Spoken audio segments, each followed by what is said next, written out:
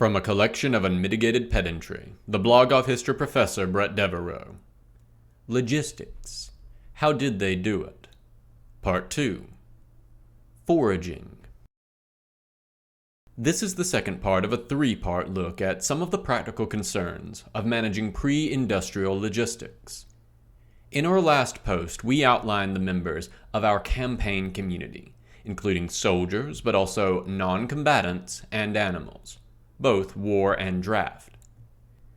They required massive amounts of supplies, particularly food, but also fodder for animals, firewood for heating and cooking, and water. That in turn brought us to the tyranny of the wagon equation. Without modern industrial transportation, initially railroads, a pre-industrial army cannot meet these supply needs the way a modern army might, through supply lines reaching back to operational bases in the rear, and from there to the productive heartland of the army itself. Instead, because everything available that can readily move food also eats food, armies are forced to gather food and other supplies locally. Because the army can only carry a couple of weeks of supplies with it, gathering new supplies becomes a continual task, a necessary concern that drives the general's decisions. And we've discussed in rules of thumb and limits of the plausible these sorts of concerns before. Doing so is common enough in military history literature. We use phrases like foraged or living off the land to describe an army's supply actions without ever really explaining what that means in practice. It is far rarer to discuss what the tasks involved actually look like, what the impact to the local populace might be, and how an army might handle the foraged supplies. That's what we're going to do this week. This is a long post, as you no doubt can already tell, but we're going to move through the topic in 4 stages. First, we're going to talk about exactly the supplies an army needs and how it can get them, mostly just to narrow down to the things an army actually forages for. Then, we're going to look at ways of supplying an army on the move in friendly territory, then foraging in enemy territory, and then finally, examine foraging from the perspective of the foraged. I should also note, I am going to use a few chronological markers here, and I want to be clear what I mean by them. Antiquity really means the period from the emergence of writing, circa 3000 BC, to the collapse of the Roman Empire in the West, circa 450 AD.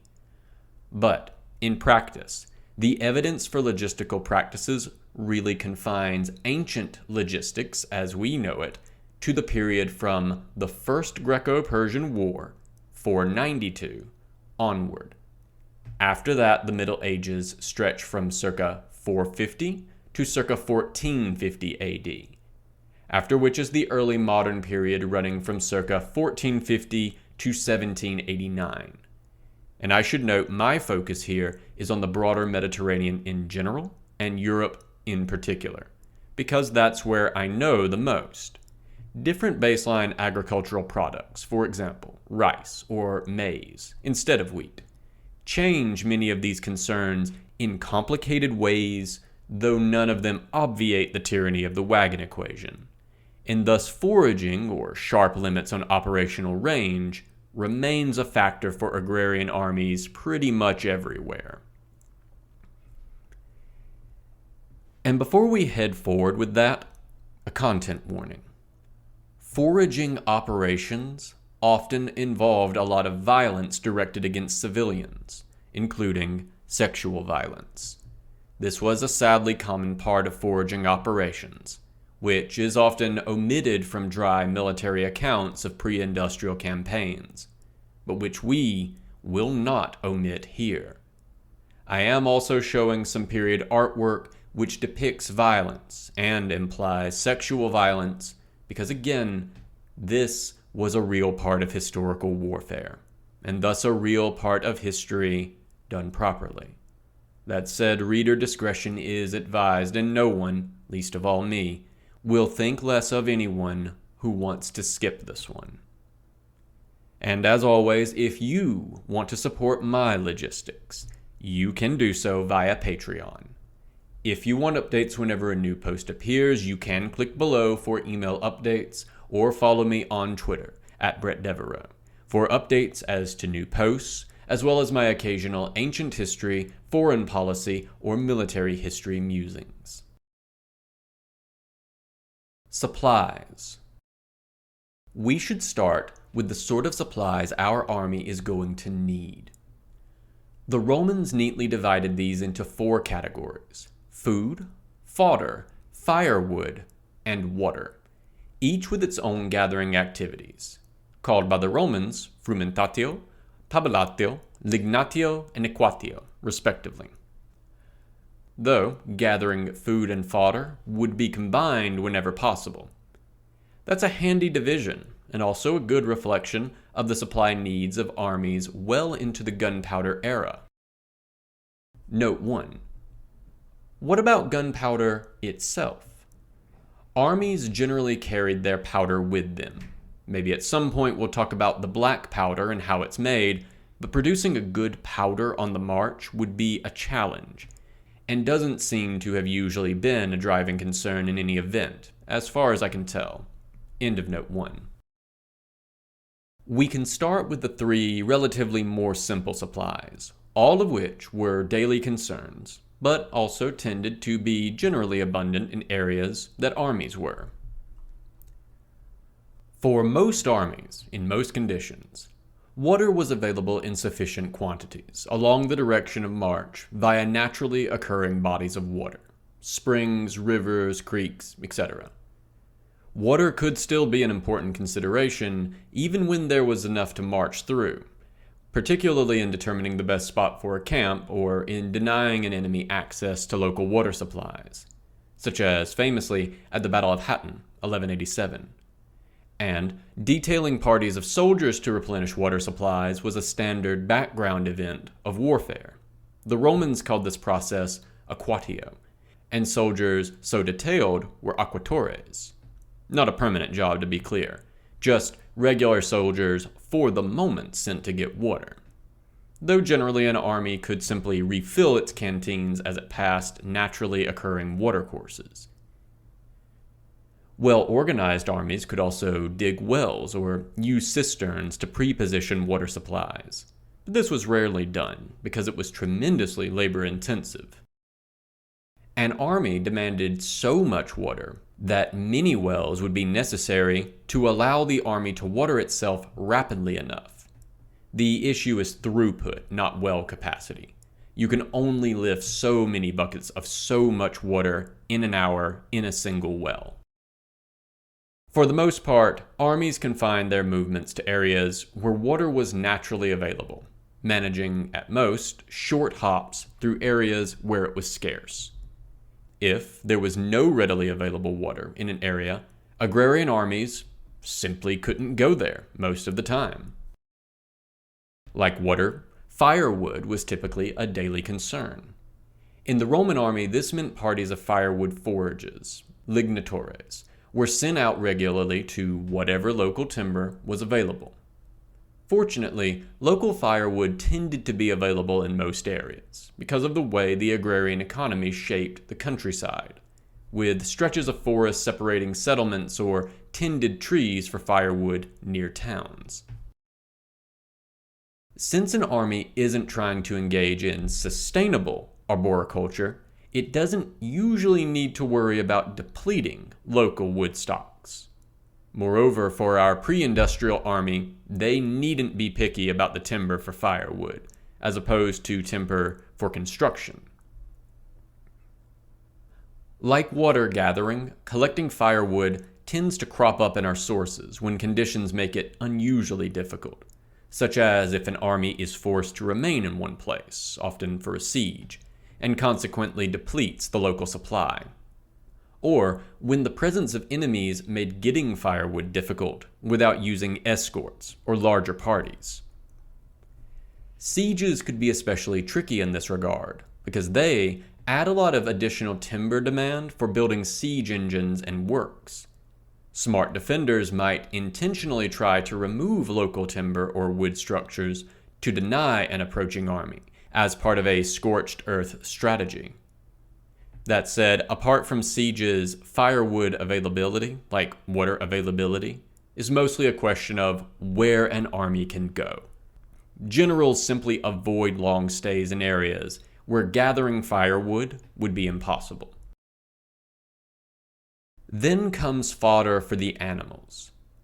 An army's animals needed a mix of both green fodder, grass, hay, and dry fodder, barley, oats.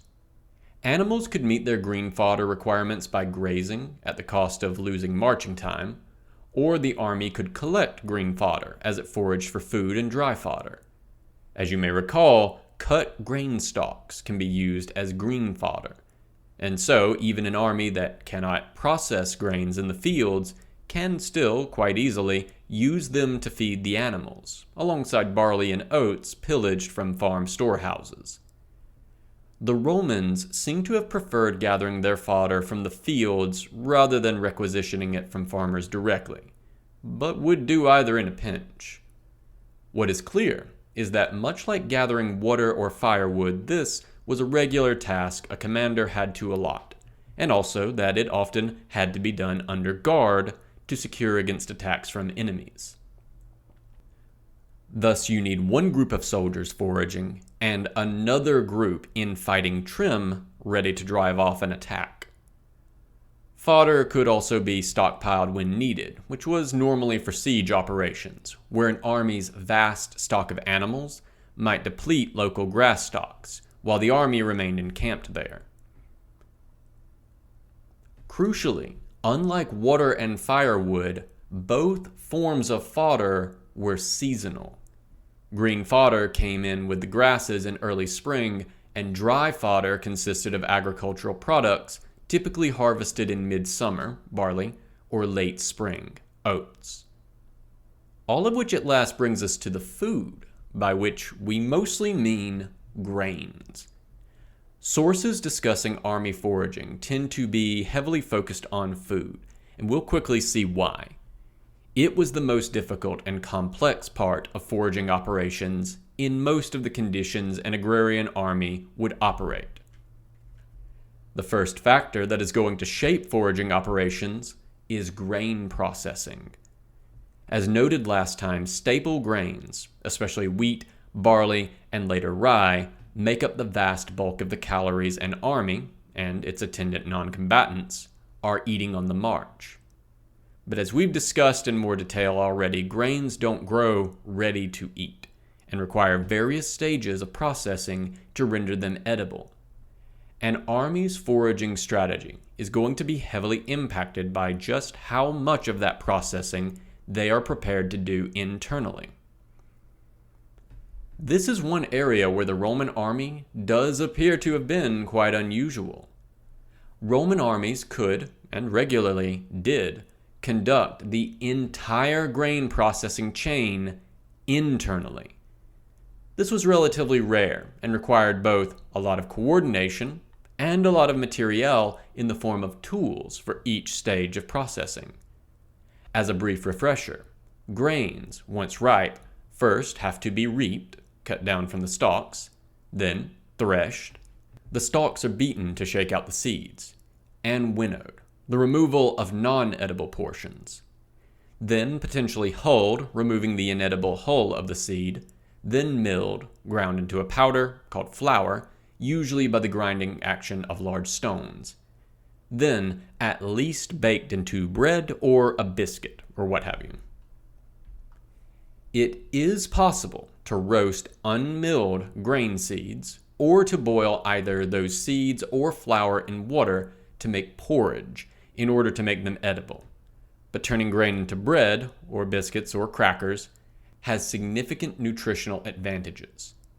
It breaks down some of the plant compounds that human stomachs struggle to digest, and also renders the food a lot tastier, which is good for morale.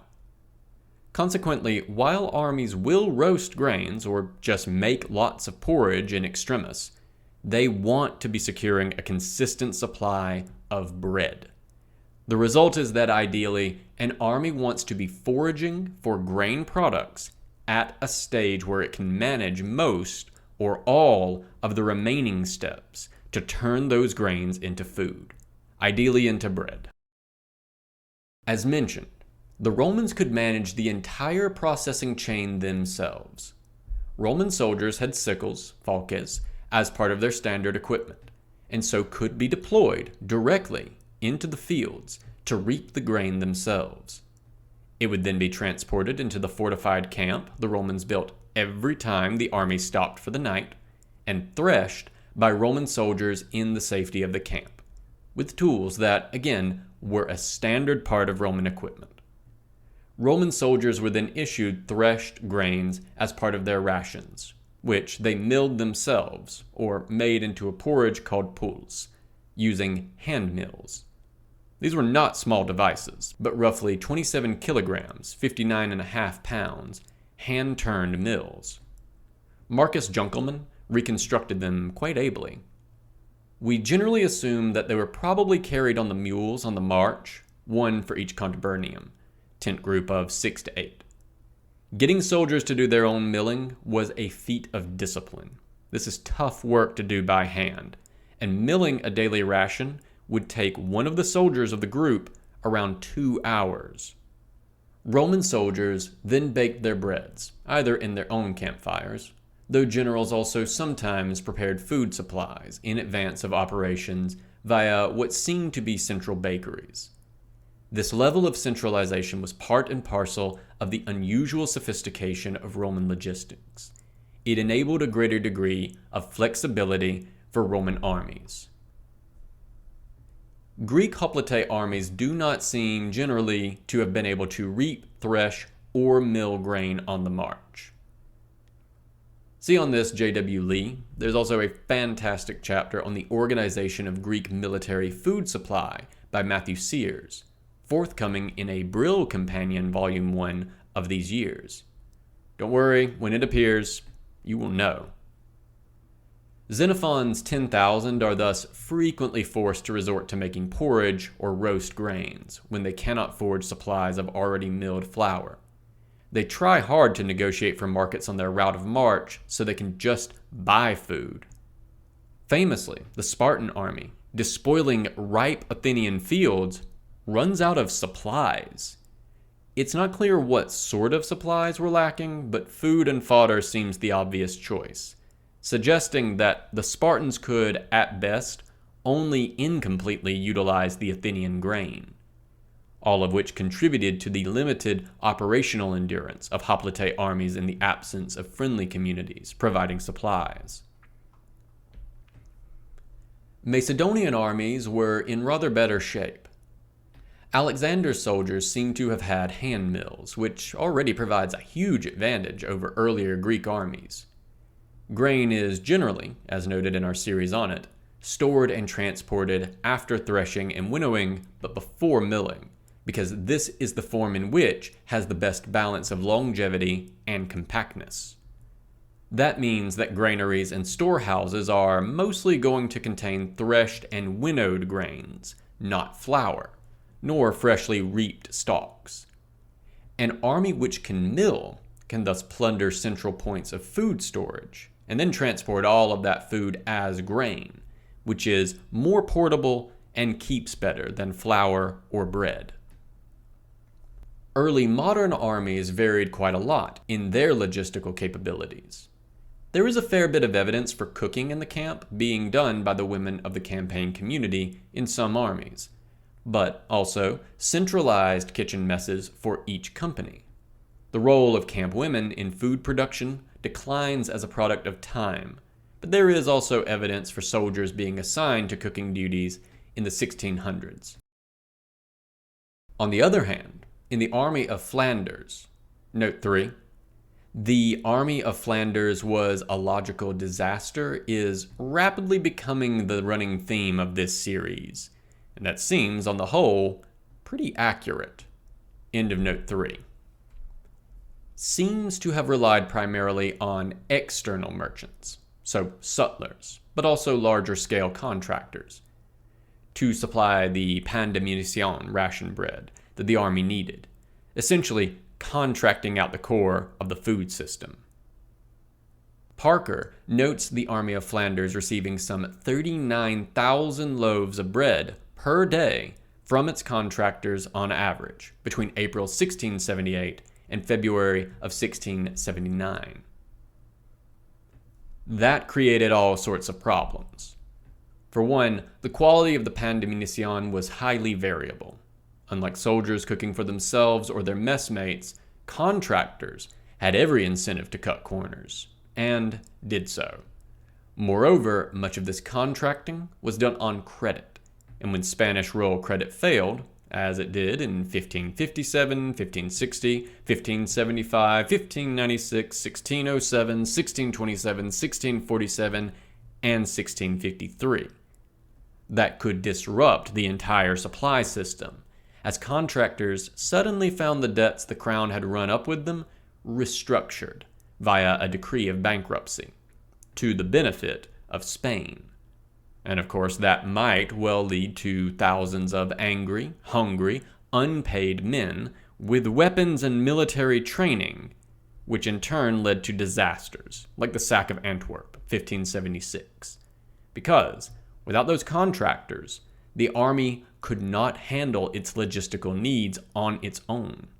It's also hard not to conclude that this structure increased the overall cost of the Army of Flanders, which was astronomical, because it could never make the war feed itself, in the words of Cato the Elder. Note that it was rare even for the Romans for a war to feed itself entirely through forage, but one could at least defray some costs to the enemy during offensive operations. That said, this contractor-supplied bread also did not free the Army of Flanders from the need to forage, or even pillage, because, as noted last time, their rations were quite low, leading soldiers to offset their low rations with purchase, often using money gained through pillage or foraging. Of course, added to this are all sorts of foodstuffs that aren't grain. Meat, fruits, vegetables, cheeses, etc. Fortunately, an army needs a lot less of these because grains make up the bulk of the calories eaten. And even more fortunately, these require less processing to be edible. But we should still note their importance because even an army with a secure stockpile of grain may want to forage the surrounding area to get supplies of more perishable foodstuffs, to increase food variety, and fill in the nutritional gaps of a pure grain diet. The good news for our army is that the places they are likely to find food, small towns and rural villages, are also likely to be sources of these supplementary foods. By and large, that is going to mean that armies on the march measure their supplies and their foraging in grain, and then supplement that grain with whatever else they happen to have obtained in the process of getting that grain. Armies in peacetime or permanent bases may have a standard diet, but a wartime army on the march must make do with whatever is available locally. So, that's what we need: water, fodder, firewood, and food. The latter mostly grains with some supplements, but the grain itself probably needs to be in at least a partially processed form, threshed and sometimes also milled, in order to be useful to our army. And we need a lot of all of these things, tons daily. But, and this is important, notice how all of the goods we need, water, firewood, fodder, food, are things that agrarian small farmers also need. This is the crucial advantage of pre-industrial logistics. Unlike a modern army which needs lots of things not normally produced or stockpiled by a civilian economy in quantity: artillery shells, high explosives, aviation fuel, etc. Everything our army needs is a staple product or resource of the agricultural economy. Finally, we need to note, in addition to this, that while we generally speak of forage for supplies and pillage or plunder for armies making off with other valuables, these were almost always connected activities. Soldiers that were foraging would also look for valuables to pillage. Someone stealing the bread a family needs to live is not going to think twice about also nicking their dinnerware. Sadly, we must also note that very frequently, the valuables that soldiers looted were people, either to be sold into slavery, held for ransom, pressed into work for the army, or, and as I said, we're going to be frank about this, abducted for the purpose of sexual assault, or some combination of the above. Image. Plate 6 of Les Grandes Misères de la Guerre. Image description. Via Wikipedia, Plate 6, The Devastation of a Monastery, from Les Grandes Misères de la Guerre, a series of etchings by Jacques Collot, 1592 to 1635, showing the merger of foraging and looting. In the foreground, the soldier's loot includes both religious objects, but also a basket full of food, and behind that, sacks of what are likely grain. On the left, two soldiers abduct distraught nuns on their horses. This is a normal artistic euphemism for women abducted for the purpose of rape. End of image description. And so, a rural countryside, populated by farms and farmers, is, in essence, a vast field of resources for an army. How they get them is going to depend on both the army's organization and capabilities, and the status of the local communities. On friendly ground. Being on territory where the administrative apparatus is the army's own, or friendly to them, can vastly simplify the logistics problems of moving through the territory. And we want to keep in mind throughout all of this that the army does not want to be stationary. It is trying to go places. Ideally, the army is attempting to move out of territory we control and into territory the enemy controls, or at least move away from our main administrative centers, cities, castles, to meet an approaching enemy army, and by defeating it, prohibit a siege. So, our concern is not merely victualling, note 4, an actual word that means to supply food to an army, inter alia, end of note 4. Our force, but doing so while it is moving in a way that facilitates its rapid movement. But first we need to talk about the lay of the land. As we've discussed, the pre-industrial countryside is not just a uniform blanket of farms. Instead, settlements are nucleated. Farms cluster in villages, and villages orbit, in a sense, towns, which may orbit yet larger towns, which usually administer those villages. The road and path system that the locals themselves have created will in turn connect fields to village centers, one village to the next, and all of the villages to the town. This makes everything easier on our army, which is also using those roads and pathways to move. Even if the paths are rudimentary, without modern location finding data, armies use paths and settlements to know where they are. The main body of the army, with its large train of wagons, supplies, and troops, is going to generally move along major roads, which typically connect towns with other towns. But smaller detachments can move along the pathways between smaller settlements. That means what we have access to is not a vast field of possible maneuver, but a spider's web of pathways which meet and cross at settlements. Image. Map of Wissembourg. Image description. Wissembourg, 1550. From Sebastian Munster's Cosmographiae Universalis, 1598. Image via the Historic Cities Research Project. Notice how outside of the main city, there are many smaller settlements scattered over the landscape, connected to each other by roads and paths. These could be villages and hamlets, but also small monasteries and other sorts of communities, all of which will have food supplies that an army can forage. End of image description. Moving through this pathway network in friendly territory, the army can lean on the likely compliance of the local population and the local administrative apparatus, which makes everything easier. Moreover, with control of the area, the army can send out messengers and riders who move faster than the army on its direction of march, making arrangements in advance for what the army needs, drawing supplies from the populace, and maybe making arrangements to pay them either at that time or in the future.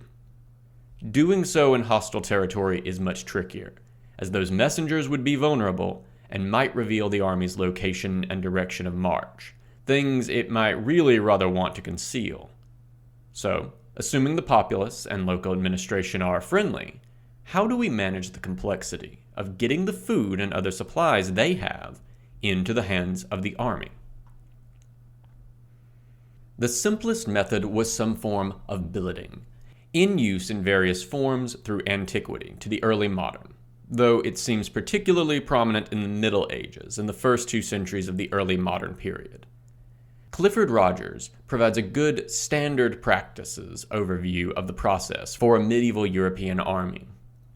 Once drawn up, the army was organized into smaller units, often called banners, because they marched behind a banner. We'll come back to this again when we talk about marching speeds, but it also matters here. Each banner would assign one of its horsemen as a harbinger, who would ride ahead of the army, supervised by the king or commander's marshals. Ideally, a full day ahead. These harbingers, because there might be quite a few of these fellows, also acted as a limited cavalry screen.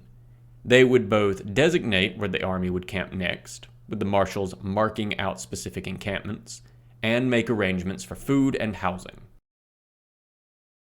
In practice, arrangements here meant frequently that the soldiers, when they arrived the following day, were quartered in the houses of the local civilians, often densely packed into small towns or farming villages. If they had the means, the locals might try to provide the army a market to buy food and supplies. More often, the locals who had soldiers quartered on them were often expected to feed and resupply those soldiers. Notionally, this was often supposed to be compensated, and notionally kings issued dire warnings against soldiers taking more than they were allowed or abusing the locals. Rogers is, I think, unusually sanguine in assuming these repeated regulations meant the knights and soldiers were often restrained. In an early modern or Roman context, we tend to view the same sort of repeated promulgation of the same laws to mean that abuses were common, despite repeated efforts by the central government to stamp them out. In practice, reimbursements seem to have often been, at best, incomplete, where they happened at all, and abuses were common.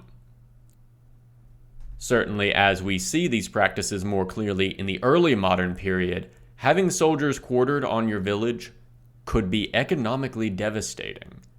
Having to feed a half-dozen soldiers for a few days, plus marching provisions, could easily tip a small peasant household into shortage.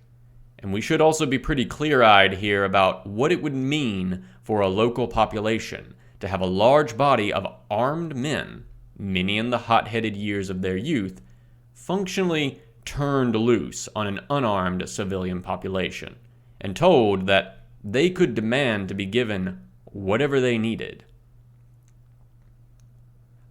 Far more disciplined and better controlled armies still left a trail of theft and rape behind them as they moved. Nevertheless, this solution was simple, and so for armies with very limited administrative capacity, and rulers anxious to shift the burden of military activity away from their own coffers, billeting remained an attractive solution. It was still common enough in the 1700s to have been a major complaint by British colonists in North America, the bulk of whom, upon achieving their independence, promptly wrote an amendment in their constitution effectively banning the practice, the Third Amendment for the curious.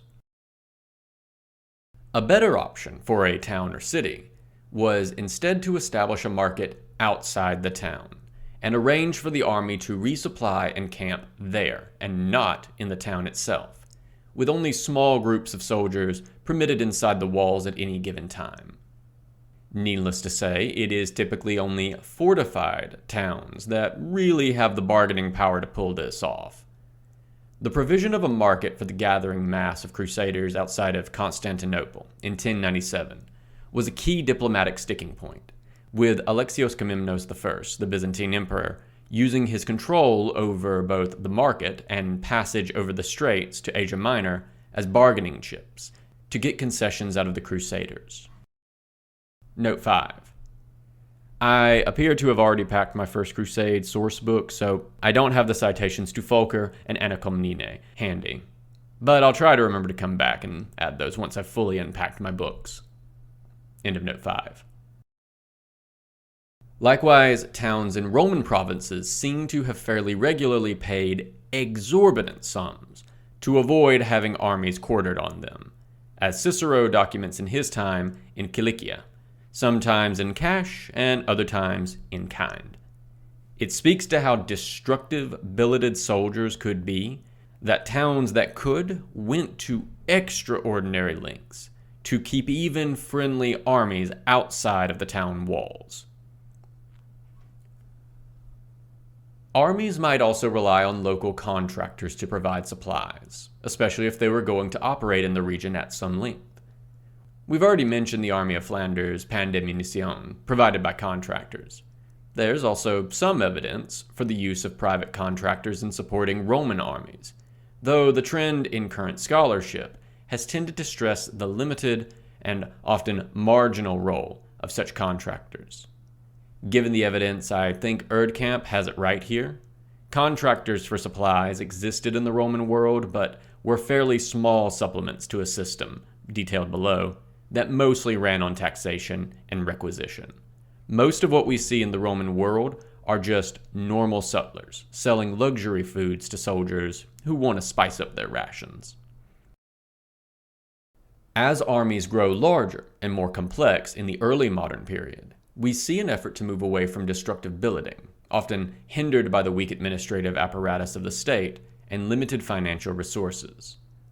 Armies won't move into permanent barracks on the regular in Europe until the early 1700s. One solution was to take those market towns and their lodgings and turn them from an ad hoc response to a permanent network, as Spain did along the Spanish Road, a network of routes taken by Spanish troops traveling overland from the Mediterranean coast in Savoy to the Low Countries during the 80 Years' War. The way this worked was to avoid having their reinforcements pillage their way across their own lands or alienate key friends on the way to the 80 Years' War, 1568 to 1648, in the Low Countries. The Spanish government established a standard system for the supply of troops en route. Key market towns were designated as etapes or staples, standard stopover and stockpile points. These tended to be key trade towns on the roads.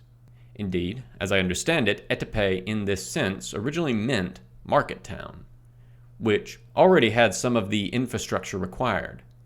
These etapes would then be directed in advance of a movement of troops to stockpile provisions and prepare lodgings for a specific number of advancing soldiers and paid, in theory, in advance. Householders who accrued costs, typically lodgings, sometimes food, could present receipts, billets de logement, to their local tax collector, which would count against future liability. Yet the system here is incomplete, and it is striking that when given the opportunity of setting up etapes in Spain itself, the crown declined, citing the cost and administrative burden of organization. The greater diplomatic difficulties and consequent stronger bargaining position of communities on the Spanish road may have a lot to do with the different decisions. The real impetus for the structure of the etapes on the Spanish road was diplomatic. The route was a patchwork, with some territories controlled by the Spanish crown, some by the friendly German Habsburgs, and others by the various small statelets of the Holy Roman Empire, any of whom, if sufficiently offended, might refuse Spanish reinforcements transit. The Holy Roman Emperor could shut the whole route down himself. Consequently, the disruption that Spanish troops caused on the route had to be limited for the route to be sustainable at all. States with a bit more administrative capacity, on the other hand, generally tried to avoid billeting at all, even in regularized form. We'll see this again when talking about army movement, but control is a key concern in campaigns. Soldiers, after all, are not automatons, and so keeping an army together and moving towards a single objective is difficult. Soldiers get bored, wander off, decide to steal or break things, or people, and so on. It is easier to keep an eye on soldiers if they are all in a central camp or barracks, and keeping an eye on everyone, in turn, makes it a lot easier to ensure that everyone shows up promptly to muster in the morning with the minimum of hassle. So, if a general can, he really would want to keep everyone out of towns and villages and in a regular marching camp. Doing so demands yet more discipline, because of course the soldiers would rather sleep in houses than in tents. But it has substantial advantages.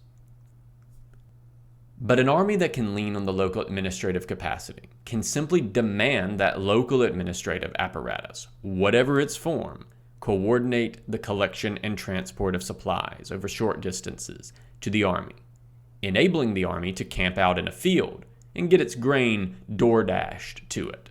Note 6. Link simply because I do not know if DoorDash is as common in other countries, and so this joke might need a gloss.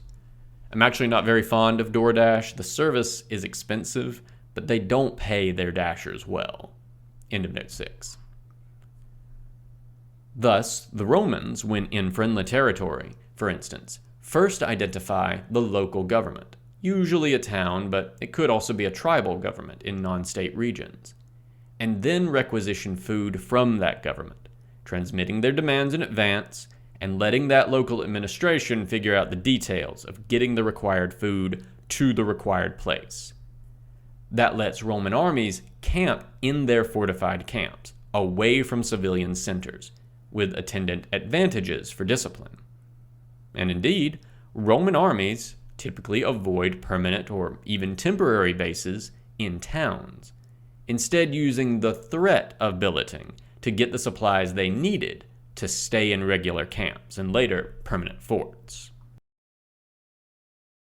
Image. Photo of remains of a Roman fort. Image description. Billeting, that is for wimpy non-Romans. We'll just camp here.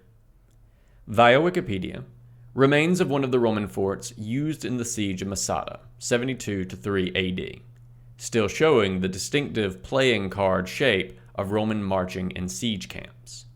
End of image description.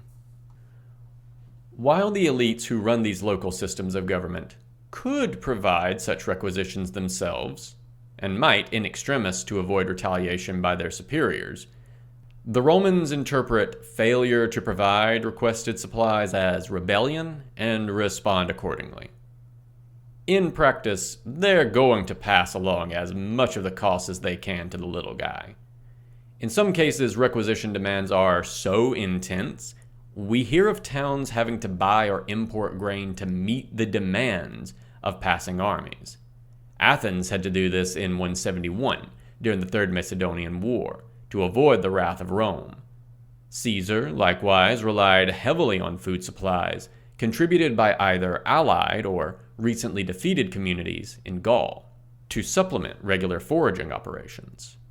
Those sources of supply, in turn, influence his campaigning, as Caesar is forced to move where the grain is in order to resupply. And I want to be clear, even these systems of requisition could mean real hardship on a population, as a large army could easily eat all of the surplus grain in a province, and then some. The exact structure of that requisition could vary. In some cases, it was an extraordinary tax, which is to say, it was just seized.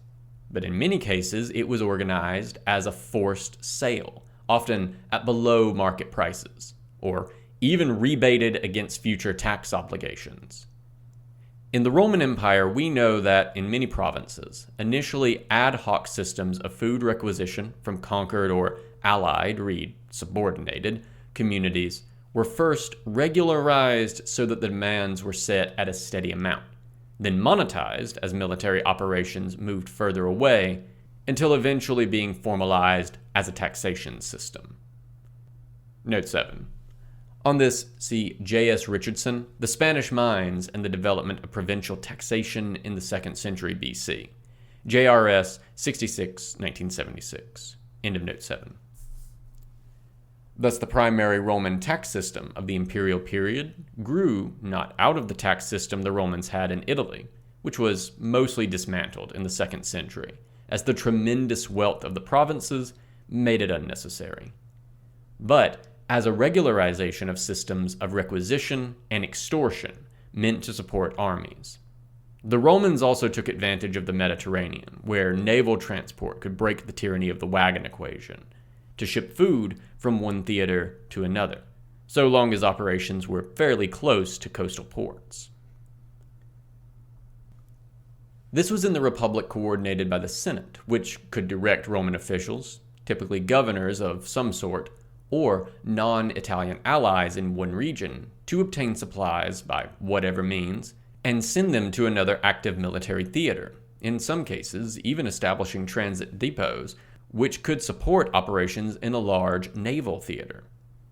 In particular, grain taxed in Sicily was frequently redirected to support Roman military operations across the Mediterranean.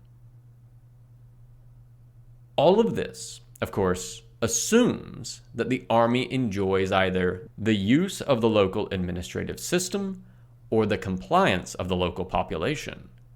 But of course, in enemy territory, which is where your army wants to go, you cannot rely on that. What does the army do then? Foraging the enemy. This at last brings us to foraging. As noted, the goal of an army once formed up is usually to move into enemy territory, either to meet an opposing army there, or to deliver a siege to a fortified enemy settlement, like a castle or walled city. The process of usually violently gathering food in hostile territory is referred to in a military context as foraging, a fairly bloodless word for what could be a quite ugly process. As we discussed in our series on farming, one of the structural problems farmers faced is that they eat every day, but the harvest only comes in once a year. The obvious solution was stockpiling the results of the harvest to last through the year. As a result, just before the harvest, a farming village has a year's worth of grain growing in its fields, and just after the harvest, a year's worth of grain threshed, winnowed, and sitting in its granaries, barns, and farmhouses. That stock depletes over time as the farmers eat it, hopefully never quite reaching zero before the next harvest comes in. The same cycle, on slightly different timing, goes for green fodder, with grasses ripening in the late spring and being more scarce in winter. Most armies could do relatively little with grain in the fields, but by aiming to commence operations in late spring, early summer, allows the army to arrive in enemy territory right as the winter wheat, the main European Mediterranean wheat crop, has been stockpiled in the granaries, having just been harvested in early summer. The exact days vary by region. I should note that grain is not the only concern here. The availability of green fodder, reed grass, is also crucial. Green fodder tends to come in somewhat earlier than grains, and often marks the true beginning of the campaign season. Having readily available green fodder vastly reduces the logistics demands of horses and other work animals, making it much easier to keep the rest of the army supplied. Roman armies, for instance, were mobilized in March, Roman Martius, the month of Mars, because the Romans are not subtle. For this reason, the general rule of thumb is that the campaigning season in Europe began with the spring equinox in late March. By this timing means that by the time the army is mustered and moving into enemy territory, the harvest is close. Meanwhile, recall that the farms are not scattered randomly. They are clustered into small settlements, which connect to each other and larger settlements by roads and paths.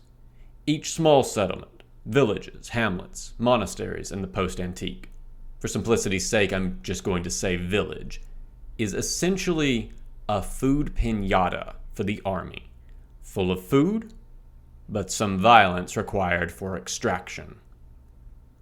Thus, as an army advances, it could break off smaller units to take side roads and paths to the villages of the countryside. The villagers generally would be no military obstacle. Outnumbered, untrained, unarmed, and often unaware, there was an army coming. Remember, this is a world where the fastest moving information is man on horse, so a foraging party could often outrace news of its coming.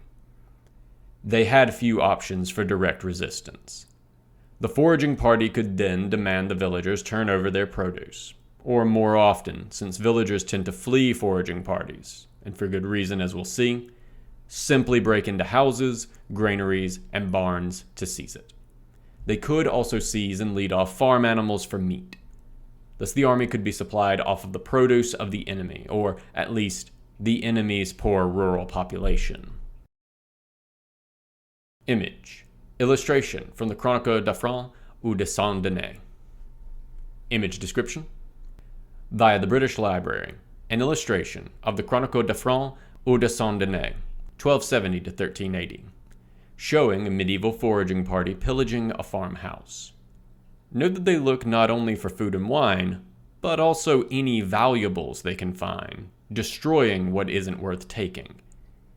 Image also shown in Rogers, 86. End of image description. Now, I said smaller units, but we should be clear here. Foraging parties tend to be actually quite large.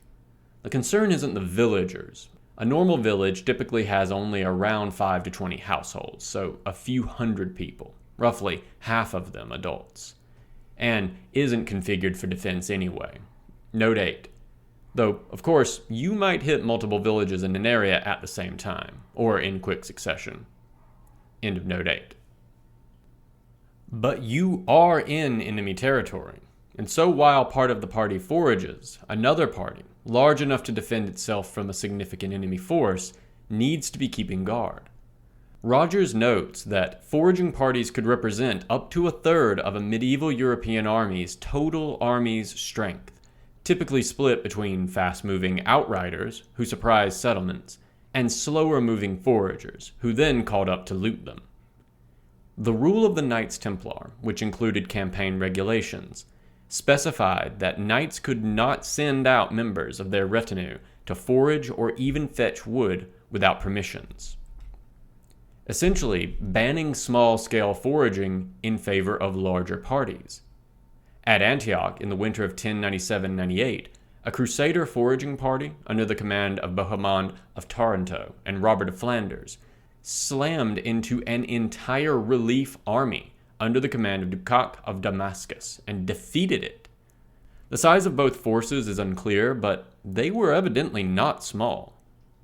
The standard Roman foraging party seems to have been an entire legion. Remember that a Roman army is typically several legions. This would have been a quarter of a normal Roman field army, so roughly 5,000 men. Though detachments for smaller armies could be smaller, and larger foraging parties were sent out when enemies were considered close. I've had a harder time getting a sense of the standard foraging party for an early modern army, but generally the units seem to either be hundreds or low thousands, which is to say anywhere from a company to something like a full tercio or regiment. Part of the irregularity is that early modern units were rarely anywhere even close to their paper strength. To give a sense of the process over a large area, the Chanson de l'Arons, early 13th century, describes one such medieval army foraging its way through the countryside. Quote, "The march begins. Out in front of the scouts and incendiaries. After them come the foragers, whose job it is to collect the spoils and carry them to the great baggage train. Soon all is tumult.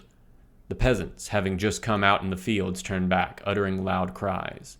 The shepherds gather their flocks and drive them towards the neighboring woods in hope of saving them. The terrified inhabitants are either burned or led away with their hands tied to be held for ransom. Money, cattle, mules, and sheep are all seized. The smoke billows and spreads, flames crackle, peasants and shepherds scatter in all directions." End quote. Here, the division is clear, with the armed scouts and incendiaries moving first, dispersing or capturing the villagers and securing the area, with foragers, usually armed, but in some cases these are non-combatants or momentarily unarmed combatants, coming up behind to actually grab the stuff. While the key thing here is the acquisition of supplies, in practice, under these conditions, soldiers grab anything of value they can find. I should note with this quote that while foraging and agricultural devastation could be separate tasks, here they are joined, which was also very common. The army both loots and burns. Armies could forage with or without the intent to devastate, though foraging imposed its own costs, and could devastate with or without the intent to forage, foraging being more time-consuming than just burning everything and moving on. Also note, they are burning the homes and barns, not the grain. Ripe grain doesn't actually burn all that well under most conditions. The non-combatants of the army were also likely to be a part of the foraging party, participating in both the ransacking of settlements and, of course, the carrying off of loot and supplies. Roman camp servants, generally enslaved persons, the calones we mentioned last time, seem regularly to have been part of foraging parties, and we know that they were at least sometimes armed. It is hard to see non-combatants in medieval sources, but a knight's retinue would include both lower-class combatants and servants. In some cases, forager was a specific position in such a retinue, but we have to imagine in many cases servants whose job was carry stuff would, of course, be employed carrying looted supplies too. In early modern armies, it is very clear that camp women were a regular part of foraging parties, connected to the role they had in managing the camp's cooking and logistics. Early modern artwork showing scenes of forage or pillage regularly features camp women, see below, and sources repeatedly mention camp women involved in what Lynn terms the pillage economy, as a joint venture with their husbands or other menfolk. It speaks to the normalization of this part of warfare, that despite how stunningly violent foraging could be, as we'll get to, common soldiers in early modern armies do not seem to have thought twice about bringing their wives along. Image. Plate 7 of Le Grand Misère de la Guerre. Image description. Via Wikipedia. Plate 7. The Pillage and Burning of a Village. From Le Grand Misère de la Guerre, a series of etchings by Jacques Collot, 1592 to 1635, showing the horrors of the 30 Years' War. Note that you can see both men and women being carried off into captivity, lower center left, but also on the right, a camp woman loading loot into a large chest next to the cart. Just above the rear of that same cart, a woman with a sack over her shoulder, moving with the soldiers, can be seen, and to her left, another woman atop a wagon helping to load it. End of image description. In terms of targets, the Romans do stand out a bit. Roman foraging parties absolutely raided farms and storehouses, but Roman soldiers also carried sickles, falces, as part of their standard equipment, and would not only mow their own grain fodder, but actually harvest grain directly from the fields of an enemy. You can actually see Roman soldiers doing this on Trajan's column below. Grain, once reaped, was transported back to the camp to be threshed in relative safety, presumably to avoid having the foraging party out in the open any longer than necessary. Roman soldiers, drawn from a large class of freeholding farmers, would have already had the necessary skills, and a large foraging party could clear fields very quickly, essentially cashing in on months of the farmer's labor in just a few hours of reaping. As far as I can tell, this capability was unusual, and seems to have facilitated a considerable degree of Roman logistical flexibility, especially with infantry-based foraging parties. Peasants can potentially flee with or hide harvested grain, but they cannot hide their fields. Image. Section of Trajan's column. Image description. Photo by R.B. Ulrich. Detail of scene 110, where Roman soldiers harvest grain near a camp under construction. Interestingly, the soldiers are shown doing this while wearing armor, but some of our other sources make clear that the troops actually doing the harvesting did so without armor or weapons, with the detachments of other soldiers armed and ready to fight to protect them. Presumably, the armor and equipment here is meant to show the viewer that these men are Roman soldiers and not civilians. End of image description. Now, the peasantry in these situations cannot really fight back. That doesn't mean they have no options at all. Unlike the approaching army, the peasants know the local landscape, and if given enough warning can easily vanish into it, like those shepherds vanishing into the forest. As Landers put it, quote, "Armed men could usually rely on violence or the threat of it to take what they wanted, but they had to find it first," end quote. Peasants were canny survivors who knew how to, for instance, quickly hide valuables or food or grab what they could and flee. A significant portion of their grain was kept back, for instance, as seed grain to plant for the following year. It didn't need to be eaten, and so the smart peasant might intentionally hide it if he thought there was risk of being foraged. A foraging army could try to defeat this resistance through terror, burning the farms of farmers who fled or holding captured farmers hostage against their hidden food and valuables. The value of getting to the peasants with enough speed to capture them before they melted away into the countryside made cavalry particularly valuable for an army foraging. Horsemen, moving fast, could reach the village before they knew the attack was coming, preventing peasants from hiding grain or fleeing. So they could be forced to divulge the location of supplies or ransomed. At the same time, political authorities who suspected their region might come under attack may give orders to move all of their surplus food into the fortified settlements, dramatically reducing the forage available in the countryside. How much food might be available in the best case? Well, a fairly typical village might have a couple hundred people in it, something like a dozen households. Peasant households tend to be large. Their grain for the whole year, so 365 days worth of grain, is going to be gathered in just a few weeks at the harvest in early summer or late spring.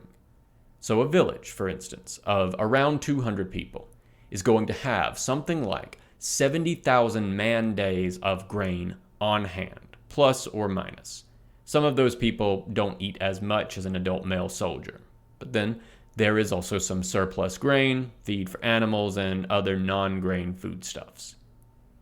If you could get all of that food, which the peasants are trying to prevent, you could fill the packs of an army of 10,000 to march for another week. Of course, actual rural settlement is going to vary a lot more than this. Larger villages, smaller hamlets, small, unwalled towns bigger than both, the occasional isolated homestead. Now, that ideal will rarely be achieved, especially over a large area. Military rules of thumb typically approach foraging from the standpoint of how much population density Y is required to support X number of troops under campaign conditions. But I want to ask the question a different way. An army with an active cavalry detachment could potentially forage a front around 20 miles wide. Infantry might be half this. If the army moves at 10 miles per day, That's 200 square miles of terrain, which at agrarian pre-industrial densities might have 5,000 people in it. 25-ish people per square mile. Densities can be substantially higher than this, but often wasn't. So, right after the harvest, they'd have about 1.35 million people days of food. Note 9. Reduced by 25%, because soldiers' nutrition requirements are substantially higher than the average peasant. Because, of course, many peasants are children, women, or elderly people with lower calorie demands. End of note 9. Which, conveniently for us, we can say is roughly a kilogram of food, mostly grain, for each person day. Recall our sample army from last time of 19,200 combat effectives, but also 4,000 non-combatants and 9,800 animals. Needs around 61,850 kilograms of food, including hard fodder but not green fodder, per day, or about 5% of the total to survive. The exact structure of foraging operations varies from one army to the next as well. Clifford Rogers describes a medieval army as, quote, a solid mass of baggage and troops in formation, a loose perimeter of outriders miles out from the center, and in between, a large cloud of men dispersed to conduct the heavily overlapping tasks of burning, plundering, ravaging, and foraging, end quote. By contrast, the Romans, whose process I am most familiar with, clearly did not generally do this, but rather sent out large foraging parties at regular intervals, connected doubtless to the army, having standard days for the distribution of grain. Those large foraging parties would then stock up the army's camp, providing enough supplies for several more days of marching. That said, having foragers out slowed down an army. Foraging intensively slowed it down more. After all, if the main body of the army is moving around 8 to 12 miles per day, even mounted outriders that have to ride out from the army to outlying villages will only have a few hours at their targets before they must ride back. Consequently, an army that wanted to move quickly would accept that it was going to miss quite a lot of the available forage in an area, either by doing a continuous but not very intensive initial pass, or by performing high-intensity foraging operations only every few days. After all, the army's ability to carry food is limited in any event. Moreover, remember that these armies often lack detailed maps, and so many small settlements may escape being plundered by simply being missed. Others by seeing smoke or other signs of an army with time to grab everything of value and hide or flee. Being careful and methodical could mean getting more food out of the countryside, but it would also be slower, and our army does not want to slow down. That means foraging does not hit every village in a region evenly. Some villages may be extensively searched, with all of the hidden seed grain and valuables found. Others may be given a quick once-over with just the storehouse looted, while others will be missed entirely. Our sample 200 square miles of daily foraging reach might have something like 24 villages in it, of varying sizes. Even within an area actively foraged, many small villages or more isolated homesteads might be simply missed by an army that doesn't know the area very well. Combined with peasants trying to flee and survive, that drastically limits how much food the army can actually pull in within a foraging zone, perhaps 200 miles wide along its marching route. The rule of thumb estimates usually suggest an army can only actually pull in 5 to 15% of the available food in an area while still moving. Doing more than this requires slowing down, and also begins to depopulate the area, which in turn creates logistical dead zones. Large foraging parties in turn work because while the army is only extracting a small amount of the total food in the 200-mile wide radius around it, it is extracting a very large amount of the food in the specific villages it hits, such that just a few villages, thoroughly looted, can supply an army for another set of marching days. Note 10. And that get hit hard or not at all kind of risk is, of course, precisely the kind of risk that the vertical and horizontal social relations peasants rely on are designed to mitigate. End of note 10. Of course, the season also matters here. So far, we've been assuming the army hits a village more or less in June or July, immediately following the harvest. But as the months go by, the amount of grain in those village storehouses is going to dwindle, as it is eaten by the peasantry, meaning that the potential gains from foraging peak after the harvest and then decline over the year.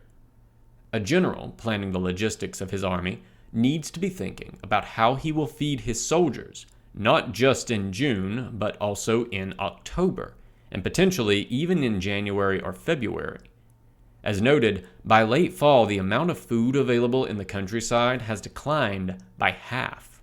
Our sample 20,000-man army suddenly goes from being at a comfortable 5% of available forage, at that 25 per square mile density, to a far less comfortable 10%, at which point it would become pressingly necessary to keep moving to avoid exhausting local supplies. The campaign season, beginning in late March or early April, is thus neatly timed so that the army's initial stockpiled supplies from friendly territory can carry it until the early summer harvest, when forage suddenly becomes plentiful. But the risk then lay at the beginning of winter, as forage started to dwindle again. One possible response was to only keep the army together during the campaigning season and send everyone home for the winter. But having to restart the campaign every year could be a real problem if long sieges were required, or if wars had to be fought at great distance. Armies that stayed in being over the winter tended to go into winter quarters, a phrase that gets used in primary sources and also in a lot of campaign histories without generally being defined. The concern here is that both the bad weather of winter, making campaigning hard, but also the scarcity of forage would make offensive operations unsustainable. So the army hunkers down for the winter. You can tell supplies are a key factor here, because armies go into winter quarters even in regions that have very mild winters. The choice of location and its preparation were crucial. Roman armies were year-round campaigners, even from a relatively early point, and so the need to prepare winter quarters shows up repeatedly in the sources, with a variety of solutions to the problem of what to do with the army during winter.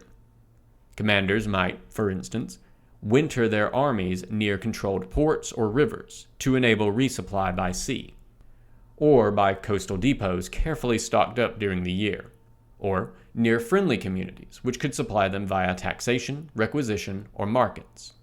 Alternately, a general might identify a particularly agriculturally rich region to winter on, relying on the robust local supply, typically from a dense population in a rich agricultural area, to see the army through winter, often in addition to food stockpiles built up by foraging during the campaigning season, which of course have to be located in depots.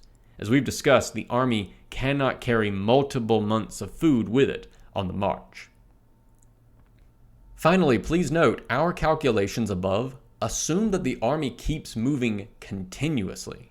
But of course, armies didn't always keep moving every day. They stopped to rest or to conduct sieges. They double back to maneuver for a favorable battlefield, and so on. Our sample army of 19,200 troops and minimal non-combatants clears out 5% of the total food supply in its neighborhood per day. If the general plans to stay put for more than a few days, much less a month or two for a quick siege, he needs to keep moving and forage even more intensely in order to build up or maintain stockpiles. We'll come back to this next time, but this is why the upper limit of ancient medieval and early modern field armies in the broader Mediterranean, note 11, rice agriculture, with its higher population densities, has different breakpoints. End of note 11. Remains so stubborn. 20,000 is normal, 40,000 is big, 80,000 is unusually large, and more than 80,000 is unsustainable in almost all circumstances. All of this goes to how a general is going to plan the march of an army. He needs to ensure his army moves slow enough to forage sufficient supplies, but not so slow it ends up foraging the same people twice. He also needs to think about the size of his army. Too big and local forage will be insufficient at any speed, and also large armies with lots of supplies are slow. And of course, the route of march matters. Large armies must stay in densely populated, easy to forage territory, while smaller armies can subsist in areas with far fewer local farmers, and at substantially less damage to those local farmers. Our sample army of 19,200 soldiers, 4,000 non-combatants, and 9,800 animals can go almost anywhere that isn't desert in the broader Mediterranean world. Double its size, and it will be much more limited in where it can go, and much more damaging on the way there. It's also not hard to see how an army loaded up with non-combatants, be they early modern campwomen or medieval valets, servants, and pages, can actively reduce the maneuver options of the army by raising the population density it needs. We'll come back to this. Impact on the countryside. So that is foraging from the army's perspective. What about from the peasant's perspective? Well, from the peasant's perspective, even a friendly army might fit somewhere between a nuisance and a disaster. An enemy army was a rolling catastrophe moving across the countryside, a plague of armed men. In the best case, a pre-industrial farming community being billeted or quartered on might have the main part of their costs reimbursed by the army. But this still meant hosting a large number of armed men, possibly for days. Soldiers were often ordered not to steal things or get involved, by persuasion or force, with local women, but the sources also overflow with reports that such orders were frequently ignored. In the late 1600s, billeting was actually used as a tactic for domestic religious persecution, as with the French dragonnades, which permitted the billeting of troops in Protestant households to encourage them to convert to Catholicism. And in practice, reimbursements for the expenses of soldiers lodged and fed at the locals' expense were often either not forthcoming or well below market rate. Roman soldiers tended to stay away from civilian centers, but often relied on forced sale of supplies well below market rates, with the losses absorbed by the locals. For reasons we've discussed, individual peasant households were generally not prepared to handle the expense. Heck, how many modern households could handle the expense of feeding, housing, and caring for, say, 6 soldiers for every bedroom in their house for a month? And the nature of billeting meant that it tended to strike a whole community at once, making it harder to distribute the costs via horizontal relationships. The more organized and centralized the army, the more hardship on friendly civilians could be limited. But doing so was dependent on both budget and state capacity. If soldiers could be kept in camps or barracks rather than in civilian centers, the economic and social damage to friendly rural populations could be mitigated. Roman armies were for this reason generally kept out of friendly towns. The Roman preference in the imperial period for legionary bases outside and often quite distant from major civilian centers is marked, although such bases often created towns over time. The polities of medieval Europe and the states of early modern Europe largely lacked this capacity, with centralized barracks to house armies on friendly soil in peacetime only becoming really common in the 1710s. Note 12. For a good surface-level overview of these processes, see Lee, Waging War, 2016, Chapter 9. End of Note 12. Even so, quartering, especially at discretion, that is, at the choice of officers or individual soldiers, was still common enough, and enough of a hardship, that the framers of the U.S. Constitution went out of their way to ban it in the Third Amendment in 1789. Note 13. By far, the most successful of the first 10 amendments. It has never been the primary subject of a Supreme Court decision. See how well it works. End of note 13. Being the target of foraging operations was worse. Warfare before the very late 1800s recognized few, if any, protections for enemy non-combatants, and as a result, civilians in hostile territory were subject to whatever violence soldiers might mete out. Note 14. It's wrong to deliberately target civilians is a fairly recent and very valuable moral innovation. I don't want to entirely oversell this. Particularly in the Middle Ages, there were, at least notionally, some moral qualms about violence against co-religionists, but these fall far short of moral international law, even with all of its weaknesses. End of note 14. Because rural populations tended to be fairly isolated and communications were so slow, the earliest warning a peasant community might get that an army was coming might be the fires on the horizon from other villages being burned just a few miles away, and thus perhaps only minutes or hours away. In practice, most villages had practically no warning before foraging parties descended on them. Once aware, it would be a rush to grab or hide whatever movable property could be grabbed and attempt to flee, often trying to vanish into forests, as in the quote above. Bertrand de Born actually gives this spectacle as one of the things he loves in war. Quote, "And it pleases me when the skirmishers make the people and their baggage run away, and it pleases me when I see behind them coming a great mass of armed men together." End quote. One is left to conclude the peasantry was much less pleased, but they'd have been fools to trust to the mercy of warrior aristocrats. They ran, and were wise to do so.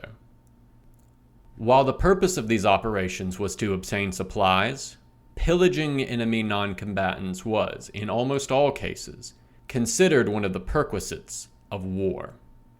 Foragers would thus also be looking not merely for food, but also for any valuables that could be looted.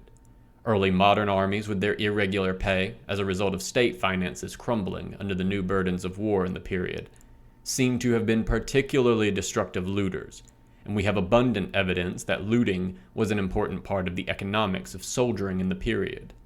A campaign with insufficient looting opportunities could financially ruin soldiers, and their campwomen who clearly aided in the looting and seemed to have generally shared in the spoils. That said, this wasn't a phenomenon tied specifically to the early modern period. It is safe to assume that ancient and medieval armies also looted enemy settlements wherever they went. Note 15. Though, in all cases, the most important sources of loot were towns, where the greatest wealth was. That doesn't mean armies didn't rob the peasantry. They absolutely did. But an army that only robbed the peasantry would have sorely disappointed and possibly impoverished its soldiers. End of note 15. Image. Plate of tortures from the Lamentations of Germany. Image description. Via the Internet Archive, a plate from the Lamentations of Germany, 1638, by Philip Vincent, showing tortures committed by soldiers against what appears to be non-combatants. Compare the pillage of a farmhouse with similar tortures below. End of image description. For peasants that weren't able to escape, capture could be a brutal and sometimes fatal experience. Captives were valuable. In the ancient world, they become part of the loot directly, enslaved and sold to slave dealers that followed ancient armies. From there, slavery was likely to remain their living condition for the rest of their lives. While in medieval Europe, they might be ransomed back, either to their families or en masse to the castle or town that governed the area. Though, they might also be enslaved, especially if their religion did not match that of their captors. Moreover, precisely because peasants had adapted to survive in this environment, soldiers often assumed that valuables were kept hidden. The resort to the torture of captured peasants, see above, or terror, killing some to compel others, in order to reveal hidden valuables or food stocks, seems to have been a common part of foraging operations. Image. Plate of assaults against women from the Lamentations of Germany. Image description. Via the Internet Archive, a plate from the Lamentations of Germany, 1638, by Philip Vincent, showing the violence warfare inflicts on women, including women escaping pursuing soldiers by jumping into rivers, and a woman being murdered after having been raped, which is what ravished there meant in the center panel. I should note that while one might accuse publications like this of exaggeration, the diaries and memoirs of actual soldiers in this period are, in fact, very blunt about how common rape was. See Lynn for examples. End of image description. And we should not retreat into euphemism about female captives. Captured women were very frequently raped. As Lynn notes, this was so common as to have its own euphemistic artistic representations. Typically a soldier grabbing a woman by her hair, an artistic symbol of capture and rape that extends back into antiquity, but sometimes more graphically soldiers forcing a woman into bed. See below. In ancient warfare, women taken as captives, like men, would have been enslaved. Enslaved persons lacked a legal right of bodily autonomy and were thus frequently subject to rape. Early modern accounts regularly report women taken as part of the plunder of towns and villages for the purpose of both forced labor in the army's camp and rape. Note 16. As Lynn notes, this was a process that would have been taking place in armies with large numbers of camp women in the campaign community, who were there of their own volition. Lynn concludes that the evidence suggests that, on the whole, that most camp women, quote, realized what was happening and tolerated it since those attacked were others, and women within the campaign community shared the identity and values of that community, end quote. There is little, if any, evidence that they objected, and significant evidence that they often took part in the pillaging. This may also go some distance to explaining why accounts of the period, even by soldier rapists themselves, often make little effort to conceal it. It was considered a normal part of war against an enemy. As Lynn notes, the enmity could also go both ways. Neither soldiers or camp women, who found themselves alone and unprotected in a hostile countryside, could expect mercy from the populace. End of note 16. Medieval accounts written predominantly by the clergy might be a bit more circumspect, in part due to stronger norms about violence against co-religionists. But it is evident that war rape was common in this context too. By way of example, Fulcher of Chartres, a churchman eyewitness to the First Crusade, 1096 to 1099, stresses the virtue of the Crusaders who only murdered captured Muslim women instead of raping them. When the Crusaders captured women in the camp of a Muslim army after a battle outside of Antioch, 1098, they, quote, did nothing evil to them except pierce their bellies with their lances, end quote. Note 17. Translation from E. Peters, The First Crusade, The Chronicle of Fulcher of Chartres, and Other Source Materials. End of note 17. Nevertheless, other Crusade accounts, like the Gesta Francorum, make abundantly clear that the Crusaders enslaved captured young women even as they massacred everyone else. There's a reason that the farmers knew to run and hide in forests and hills. The alternatives, even in a capture and ransom society, were much worse. Note 18. I should note that even a casual survey of the literature studying modern war crimes will also reveal that this sort of behavior, while now forbidden by law in most countries and by international law, remains common, particularly in wars where the civilian population is the deliberate target. Atrocities are not simply something that only happens in the past. End of note 18. Image. Plate 5 from Le Grand Miséres de la Guerre. Image description. Via Wikipedia, Plate 5, The Pillage, from Le Grand Miséres de la Guerre, a series of etchings by Jacques Collot, 1592 to 1635, showing the horrors of the 30 Years' War. Soldiers threatened to murder men, upper left, lower center, middle right, with one woman, upper left, seeming to plead with the soldiers not to kill the man they have. there are at least 4 soldiers shown in various stages of perpetrating rape, lower left, upper center, far right, while other soldiers loot food but also valuables. Finally, a man is being tortured in flames, right. End of image description.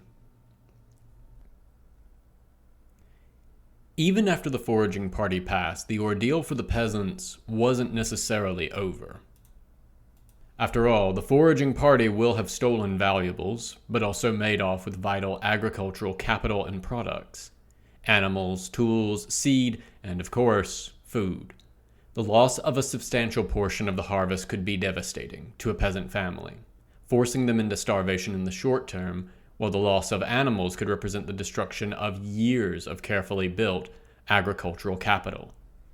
If the army was intentionally devastating the land, a common strategy in pre-industrial warfare, but not unknown to modern war as well, they might have also burned farmhouses, barns, and other structures. Suddenly deprived of the basics of subsistence, farmers may have tried to use social networks to seek help, or else stream towards cities and towns to find safety and work, though if food was scarce, as it might be if the countryside was being pillaged, towns were quick to shut their gates to rural folk to preserve supplies for the townspeople. Alternately, they might turn to their own political authorities for aid. Failing that, they starved. That said, it seems fairly clear that, while foraging operations could be utterly ruinous and fatal to individual farmers and communities, actually depopulating a region required repeated military operations in the area over multiple years. Peasants, after all, knew the risks of military activity, and so prepared for them, cultivating those social networks, hiding seed grain and valuables, knowing where to run if an army came by, and so on. The entire way of life for pre-industrial farmers was oriented around resilience in the face of disaster, though here, we also need to be careful of a form of survivorship bias. The countryside was populated entirely by survivors of events, which not everyone survived.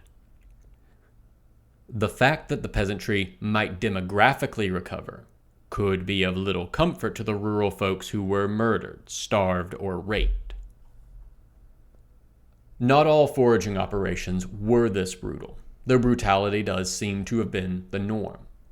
Armies might act with more restraint if they expected the need to campaign in an area over long periods, or desired to control the land, and thus would want to preserve the productive peasantry for future taxation. Consequently, it was often in the interest of the general and his officers to keep foraging operations limited, to shear and not skin his sheep, as it were. Note 19. Suetonius, Tiberius, Volume 32, Chapter 2, though on taxation rather than foraging. End of note 19. Thus, French Marshal Villars advised his soldiers when marching into enemy territory for an extended campaign, quote, "If you burn, if you drive out the population, you will starve," end quote. Note 20. Quote via F. Tillet, War and Society in Early Modern Europe, 1495 to 1715, 1992. Though the quote is famous, and I have seen it in several other places as well. End of note 20. He knew what he was talking about. The 1600s had seen many armies burn and then starve as they destroyed the very agricultural fabric they relied upon to operate. Nevertheless, actually restraining the army in the moment proved difficult, even for generals who knew they needed to be restrained, especially when the soldiers relied on forage to eat and pillage to pay their way. More broadly, the constraints of warfare also impacted its destructiveness in any given era. In particular, the early modern period seems to represent something of a peak in the uncontrolled destructiveness of armies, a combination of the burgeoning size of the field forces as compared to the Middle Ages, with state finance and logistics systems unprepared to cope with the new larger armies. Medieval armies may not have been any nicer, but they were smaller, which reduced their impact, while the armies of the 1700s and 1800s were increasingly better organized and supplied, and as a result less logistically destructive. Armies in the Hellenistic and Roman periods were substantially larger than in the Middle Ages, comparable for the armies of the 1600s and 1700s in size in some cases, and could be staggeringly destructive. Caesar's campaigns in Gaul seem to have verged on genocide, even if we assume some considerable degree of exaggeration. At the same time, Macedonian and Roman generals seem, keeping in mind the limits of our sources, to have been able to restrain their armies when they wanted. Regular pay helped, relying on local polities to deliver food at the threat of violence rather than uncontrollably pillaging their surroundings. Pushing back much further than this runs into severely limited evidence, though foraging as an essential part of agrarian logistics seems to be true for basically all large agrarian armies, stretching back into prehistory. One solution commanders might lean on were variations on what in the 17th century were called contributions. Armies moving into a region, rather than having soldiers forage directly, would instruct civil authorities, village headmen, mayors, and so on, to contribute supplies and cash at specific places and times, essentially extorting local civilian populations. It was the reinvention of an old system. Alexander the Great relied on communities he approached preemptively surrendering to him, negotiating the food they'd supply his army to get it to the other side of their territory and safely away from them. Note 21. There's a ton on this, but A.B. Bodsworth, Alexander the Great, Greece and Conquered Territories, in the Cambridge Ancient History, Volume 6, the 4th century BC, 2nd edition, pages 846 to 875, offers a good overview of the diversity of arrangements that might result from this process, while Engels' original citation discusses the logistics implications. End of note 21. Similar arrangements might be made in the Middle Ages, with an army negotiating with a local enemy city or castle to agree to avoid violently pillaging the countryside if its supply needs were met. Though in many medieval campaigns, the agricultural devastation was itself the goal, aimed at compelling a political outcome. If carefully managed, such arrangements could make for efficient extortion, though the demands of large armies, often several tens of thousands, could still put severe strain on communities in the area of operations. Repeated contributions and foraging over the course of the 80 Years' War, 1568 to 1648, in the Low Countries, and the 30 Years' War, 1618 to 1648, in the Holy Roman Empire, both created depopulated no-man's lands, which, in turn, made further military operations logistically challenging, as no army can forage a depopulated countryside. Devastation on this scale, and over this much area, seemed to have been mostly out of reach for the smaller armies of the Middle Ages. Note 22. Older sources for the Middle Ages in the ancient world often report similar levels of devastation, reporting whole areas to have been essentially abandoned. But it is often unclear how literally we should take this, and we often lack the evidence to ascertain how severely depopulated the areas actually were. In some cases, there may have really been scars of depopulated land, but in other cases, the selfsame regions seem to be functioning just fine within a few years or decades. By contrast, in the 17th century, we can be quite confident about the scale of the damage as the evidence is much more extensive. End of note 22. In the late 1600s, we see a marked shift towards a greater degree of central state supply and control, which begins to reduce the uncontrolled destructiveness of armies, even as the intentional capacity for destruction of armies is rising. Though foraging is still a major factor in warfare well into the 1800s. That said, even modern armies are by no means immune to plunder or foraging, especially when other forms of logistics fail. If this needs saying, war is terrible, we should do less of it. All of this has substantial impacts on where a general can take a pre-railroad army and how fast it can move or how long it can remain. And we'll turn to that next time. But I want to stop this post here and focus on the miseries of war. Foraging and devastation operations in enemy territory against unarmed civilian non-combatants is a part of pre-industrial warfare, note 23, and often industrial warfare, end of note 23. That is frequently omitted, both in the popular portrayal of such warfare, but also in its broader discussion by historians. We write books about how General so-and-so took his army here and then there, and maybe offer some bloodless line about how they ravaged the such and such district, but only rarely engage in what that means. And when we do, typically only to other scholars. In part, we do that because it is what our sources do. Foraging was normal, and so there was no need to explain it. Or we pretend that this kind of warfare was particular to just one period, rather than being the norm of agrarian warfare in all historical periods. But actual pre-industrial armies were brutal, destructive things by their very nature, even if our sources often obfuscate the violence they are doing in part because they do not care about the sort of others, more often others by social inferiority than by cultural or religious difference, who are having the violence done to them. But of course, those others are most people. The rural population on the business end of this kind of military activity makes up most of the population. Every so often, someone asks, if you were in era in the past, what would you be? And folks respond with kings and knights and clergy and artisans.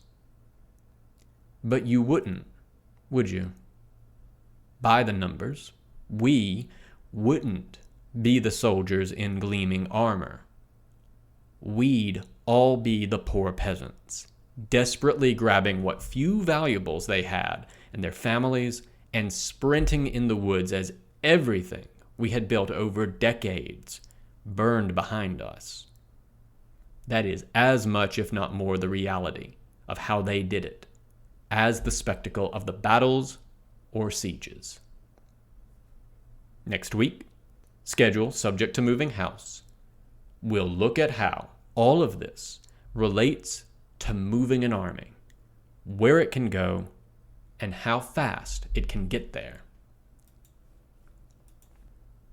This has been a recording from a collection of unmitigated pedantry, the blog of history professor Bret, recorded by myself, A Great Divorce, for accessibility and sharing purposes.